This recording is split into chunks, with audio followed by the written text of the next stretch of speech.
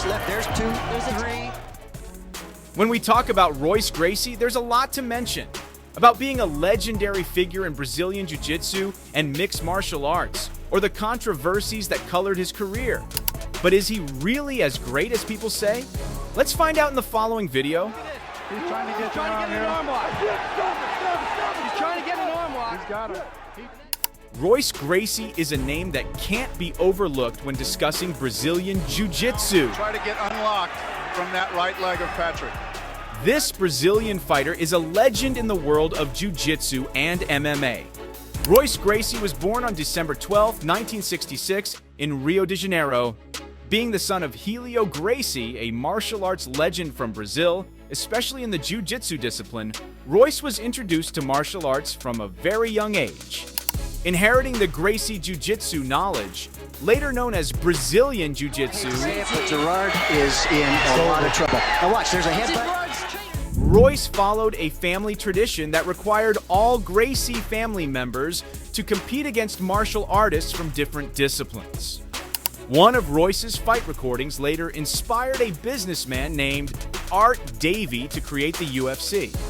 It didn't take long for Royce Gracie to become the best UFC fighter of the 1990s. Gracie holds a record of 15 wins, 2 losses, and 2 draws throughout his career. Royce is just softening him up here. Now watch Royce's left. Royce also appeared in the first 5 UFC events from 1993 to 1995. He won at UFC 1, 2, and 4. Royce withdrew before the final match in UFC 3 and was declared a draw when he faced Ken Shamrock in the final of UFC 5. There's the end of the bout. Royce made his UFC debut fighting against a boxer named Art Jimerson at UFC 1 in 1993. As the fight began, Royce quickly tackled off his opponent's leg, bringing him down to the canvas. There it is. There's and he's on the ground. Now we're watching Royce take the mount position. And that's exactly where the jiu-jitsu man wants to be. He's on top. Royce was on top of Jimerson for a considerable amount of time until finally the boxer tapped out because he didn't know how to break free from the jiu-jitsu hold. Here's the replay. Now watch what happens. Now he's working with him. Okay, let's see. He's trying to push away. I think more or less he just gave up. This victory marked a sweet debut for him in the UFC, opening the floodgates for Royce's subsequent wins in future fights. On March 11, 1994, at UFC 2, Royce achieved an unforgettable milestone by defeating 4 opponents in one night. At that time, the UFC was still in its early stages. To become the tournament champion, a fighter had to compete 4 times and win every match. Royce Gracie accepted this challenge and completed it flawlessly. In the first fight, Gracie faced Minoki Ichihara, a karate fighter from Japan. He successfully defeated Ichihara with a lapel choke in 5 minutes and 8 seconds. Working Ichihara slipping out. Let me see if I can see what he's doing here. He reaches, he gives him his arm, goes in an arm lock. Watch him raise his hips. And yes. Then Gracie continued his dominance in the quarterfinals by defeating Jason DeLucia, a fighter with a kung fu background. Impressively, this victory was secured in just 1 minute and 7 seconds with an armbar. Good. So look at his legs on his arm. Now he just uses that leverage on the bottom and he stretches, hyperextends it. He's trying to tap out while he's In the semifinals, Royce faced another grappling fighter, Remco Parduel from the Netherlands. Gracie successfully made Parduel submit in 1 minute and 31 seconds with a lapel choke. He looks like he's in tremendous pain. Yeah, he's tapped out. He's tapped out. And Royce Gracie's in the finals one more time. Thanks to this victory, Gracie advanced to the final and faced Patrick Smith to compete for the UFC 2 championship title. In this ultimate fight, Gracie only needed 1 minute and 17 seconds to end the match. Gracie was declared the winner by TKO after a flurry of attacks that left Smith unable to continue the fight.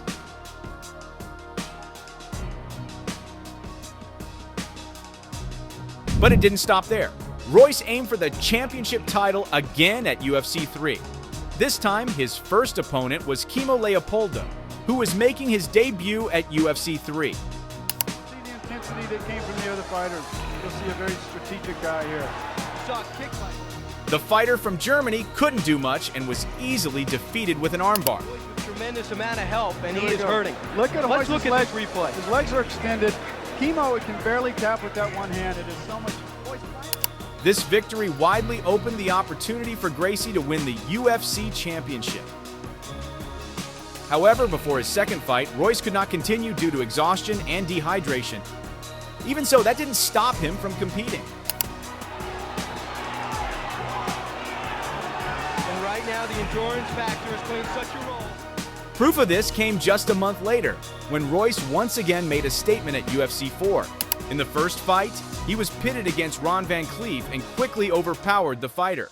In less than 4 minutes, he was able to secure a neck lock that forced Van Cleef to submit. John McCarthy right on top of the action. He can't stop the fight. That's it. That is all. Following that victory, Royce continued the tournament by dueling with Keith Hackney. There it is. He's gone down on purpose. In a fierce fight that lasted over 5 minutes, Royce emerged victorious with an armbar. Now we'll go back and try to straighten that arm out. There it is. He's stepping out. That's it. In the final round, Royce faced Dan Severn, It is the revenge of the... a fighter who was significantly larger in size than Royce and a highly skilled ground fighter. Diving in and grabbing the leg of Но против Gracie. Северна это может не быть. Severn managed to match Royce's grappling game, preventing a submission for nearly 16 minutes. Despite Severn posing many challenges to Royce, he eventually submitted to a triangle choke. И вот все. Он удушил его. This victory made Royce Gracie the only person to win 3 UFC tournaments. He was eager to cement his victories with a title win at UFC 5, facing Ken Shamrock once again. However, this wish did not materialize as the match ended in a Только draw. знает, как тебя победить, но и хорошо обороняется. Это тоже. After that, Royce appeared in another MMA event called Pride. One of his most epic fights in this tournament was when he faced the legendary sumo wrestler Akebono Tero.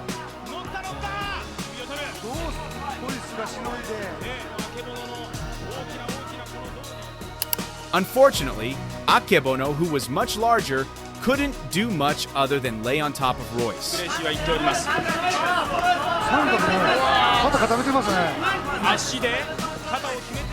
Gracie quickly turned the tables. He locked Akebono's arm, and the BJJ master won through submission.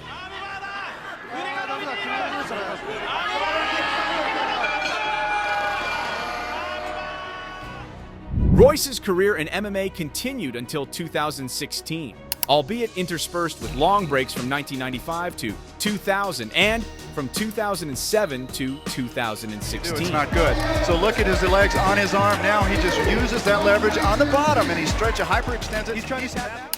Finally, after initially retiring, Royce returned for his last match against Ken Shamrock.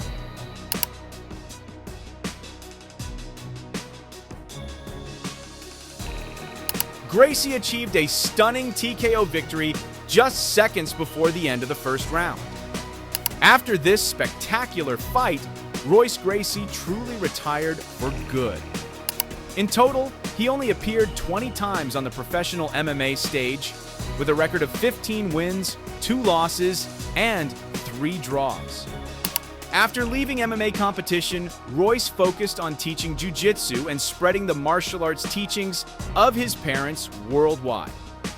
From the victories we've witnessed, it's evident that Royce Gracie is a formidable fighter who rightfully deserves his legendary status. И вот все. Он удушил его.